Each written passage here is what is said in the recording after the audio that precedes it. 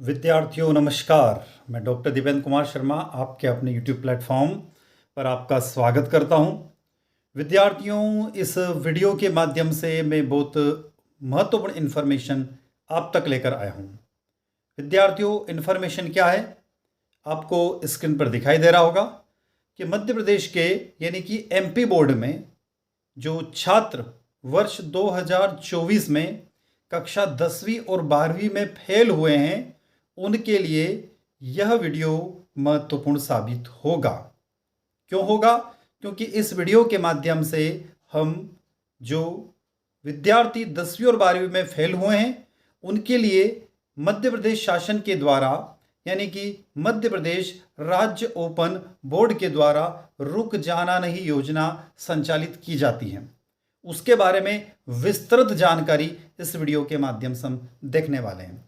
तो लास्ट तक आप मेरे साथ में बने रहिएगा। यदि अभी तक आपने आपके चैनल को सब्सक्राइब नहीं किया तो चैनल को सब्सक्राइब अवश्य कर लीजिएगा। वीडियो अच्छा लगे तो लाइक करिएगा, अपने दोस्तों तक शेयर अवश्य कीजिएगा। तो कमेंट बॉक्स में कमेंट करके भी जरूर बताएगा कि वीडियो आप लोगों को किस तरीके से मदद कर रहा है। तो विद्यार्थियों, मैं स्क्रीन से हट रहा हूँ और चलता हूँ महत्वपूर्ण इन्फॉर्मेशन की ओर। तो यह वीडियो उन छात्रों के लिए महत्वपूर्ण है, तो इस वीडियो में क्या है उसकी तरफ हम चलते हैं। तो पहले मैं थोड़ी सी आपको जानकारी दे देता हूँ कि MP बोर्ड रिजल्ट 2024 में इस वर्ष कक्षा 10वीं का पासिंग प्रतिशत काफ़ी गिरा है। रेगुलर उम्मीदवारों का पासिंग प्रतिशत 58.10% थी और प्राइवेट स्टूडेंट का पासिंग परसेंटेज मात्र 13.26% रहा है। यानी कि हम ये कह सकते हैं कि 10वीं में यदि 100 विद्यार्थियों ने परीक्षा दी है तो उसमें से मात्र 58.10 यानी 58 विद्यार्थी पास हुए हैं। यानी कि ये कह सकते हैं कि जो बचे हुए विद्यार्थी हैं उन लोगों के सप्लीमेंट्री आए हैं या फेल हुए हैं।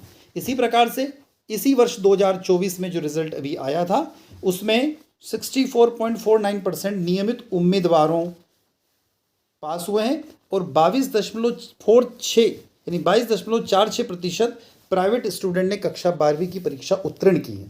तो एक डाटा है जो हम आप लोगों के लिए लेकर आए हैं। आगे चलते रुक जाना नहीं के लिए क्या क्या क्राइटेरियाज है उसकी तरफ हम चलते हैं।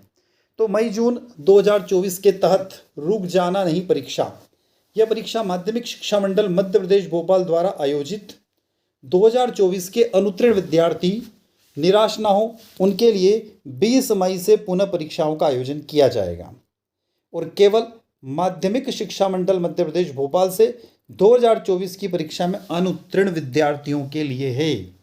तो ऐसे विद्यार्थी जो अनुत्तीर्ण हुए हैं वर्ष 2024 में कक्षा 10वीं और 12वीं में मध्य प्रदेश में जो परीक्षाएं हुई थी उसके तहत आगे क्या है, तो रुक जाना नहीं योजना यानी उसको RJNV और आ लौट चले ALC जून 2024 के बारे में बात कर रहे हैं। तो हम लोग जानते हैं कि 12वीं में 1 से अधिक और 10वीं में 2 से अधिक विषयों में यदि आपके अंक कम आते हैं एक निश्चित क्राइटेरिया के तहत तो ऐसी स्थिति में आप फेल माने जाएंगे और वह विद्यार्थी रुक जाना नहीं योजना के अंतर्गत आवेदन कर सकते हैं। अब आगे चलते हैं, कहाँ आवेदन करना है, डॉक्यूमेंट्स क्या है उसके बारे में बात करते हैं। तो रुक जाना नहीं योजना 2024 में लगने वाले डॉक्यूमेंट और पात्रता क्या है। तो आवेदक मध्य प्रदेश का स्थायी निवासी यानी मूल निवासी होना चाहिए। आवेदक के पास में अपने खुद का आधार कार्ड यानी UID कार्ड होना चाहिए।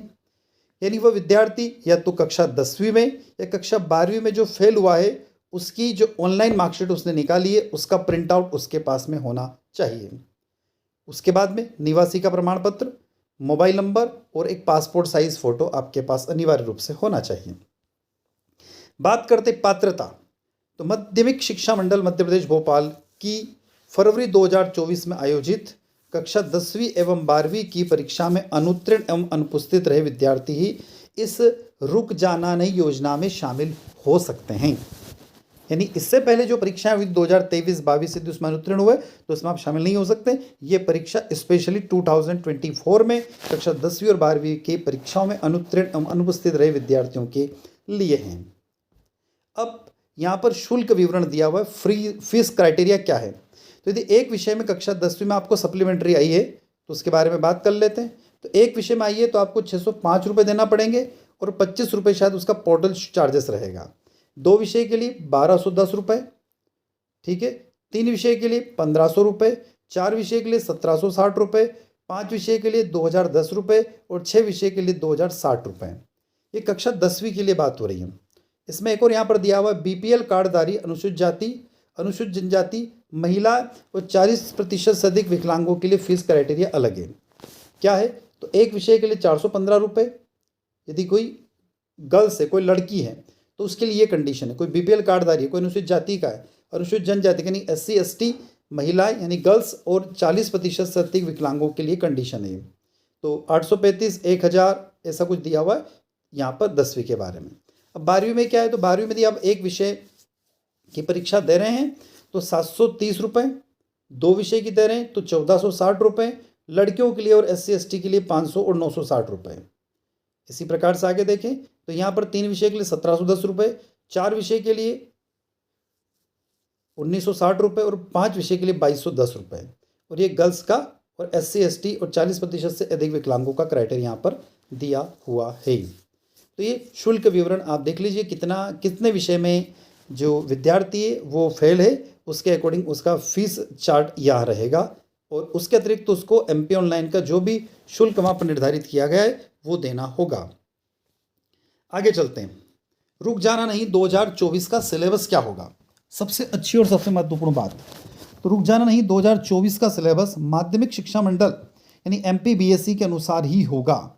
यानी कि जो आप 10th और 12th की जो अभी आपने फरवरी में एग्ज़ाम दी थी और आपने जो वहाँ पर किताबें पढ़ी थी, जो आपने नोट्स पढ़े थे, जो भी आपके पास पढ़ने के संसाधन थे उससे आपने जो पढ़ाई करी थी वही सिलेबस के अकॉर्डिंग आपको पढ़ना होगा और केवल अनुत्तीर्ण विषयों का ही परीक्षा देना होगी। जैसे हम बात करें कोई विद्यार्थी 12वीं के अंदर 5 विषय में से 2 विषय में, जैसे सपोज हिंदी और इंग्लिश में फेल हुआ है तो सिर्फ उसको हिंदी और इंग्लिश की परीक्षा देना होगी, किसी दूसरे विषय की परीक्षा नहीं देना होगी। तो परीक्षा देने के बाद अंक सूची मध्य प्रदेश राज्य मुक्त स्कूल शिक्षा परिषद भोपाल के द्वारा जारी की जाएगी। यानी अब जो आपका रिजल्ट आएगा वो माध्यमिक शिक्षा मंडल मध्य प्रदेश भोपाल के द्वारा जारी नहीं होगा। आपका जो रिजल्ट है अब वो मध्य प्रदेश राज्य मुक्त स्कूल शिक्षा परिषद भोपाल द्वारा जारी किया जाएगा। और इस अंक सूची में पहले से उत्तीर्ण विषयों के प्राप्तांक जोड़ दिए जाएंगे। जैसे कि हमने भी कहा कि आपके 5 विषय 12वीं के अंदर हैं और आप 2 विषय में भी फेल हुए तो 2 विषय की परीक्षा होगी और 3 विषय के जो अंक जो भी आपके आए हैं वो एज सच वहाँ से उठा लिए जाएंगे। यानी उसमें किसी भी प्रकार का वो चेंजेस नहीं होगा। आगे देखते हैं परीक्षा कब होगी। बहुत अच्छी बात है ये। तो 12वीं की परीक्षा 20 मई से 7 जून 2024 तक और 10वीं की परीक्षा 21 मई से 30 मई के बीच में होगी। परीक्षा का क्राइटेरिया क्या है उसकी तरफ चलते हैं। तो पात्र परीक्षाएं यानी कि जो विद्यार्थी 10वीं और 12वीं में फेल हुए हैं वह 5 मई 2024 तक MP ऑनलाइन के माध्यम से यानी किसी MP ऑनलाइन कियोस्क पर जाकर पंजीयन कराकर ऑनलाइन निर्धारित शुल्क जमा करके अपना परीक्षा फॉर्म भर सकता है। परीक्षा अभी हमने कहा कि 20 मई 2024 से आयोजित की जाएगी। परीक्षा पूर्व 10 मई से 18 मई 2024 तक निर्धारित केंद्र जहाँ पर भी आपकी परीक्षा होगी वहाँ पर आपको उससे पहले उन केंद्रों का निरीक्षण होगा और वहाँ पर आपको परीक्षा देना होगी। इसका एक स्पेशल टाइम टेबल भी आएगा और उसी टाइम टेबल के अकॉर्डिंग आपको वहाँ पर एग्ज़ाम देना होगी। अंक सूची अभी हमने बताया कि मध्य प्रदेश राज्य मुक्त स्कूल शिक्षा बोर्ड भोपाल द्वारा जारी की जाएगी, जिसमें से पूर्व में जो अनुत्तीर्ण विषय है, पूर्व में जो उत्तीर्ण विषय उनके प्राप्तांकों को एज सच लिया जाएगा। अब खास बात क्या है यहाँ पर उसको एक बार और देख लेते हैं। खास बात यह है कि मई 2024 में आयोजित प्रथम चरण की परीक्षा होगी और इसके बाद द्वितीय चरण की परीक्षा दिसंबर 2024 में होगी। तो उसको बोलते हैं ऑल लोड चले परीक्षा के नाम से उसको जाना जाएगा। दिसंबर में दूसरा मौका, यहाँ पर हम इसको डिटेल में देख लेते हैं कि अगर विद्यार्थी रुक जाना नहीं योजना के तहत मई की परीक्षा में भी पास नहीं होता है तो उन्हें दिसंबर में दूसरा मौका दिया जाएगा। जो विद्यार्थी पास हो जाएंगे वे कक्षा 11वीं में नियमित प्रवेश ले सकते हैं और जो 12वीं पास हो जाएंगे तो वो आगे की अपनी पढ़ाई जारी कर सकते हैं। वहीं जो दिसंबर में परीक्षा में पास होगा वे अगले परीक्षा प्राइवेट या ओपन स्कूल बोर्ड से दे सकते हैं और नियमित छात्र के रूप में भी शामिल हो सकते हैं।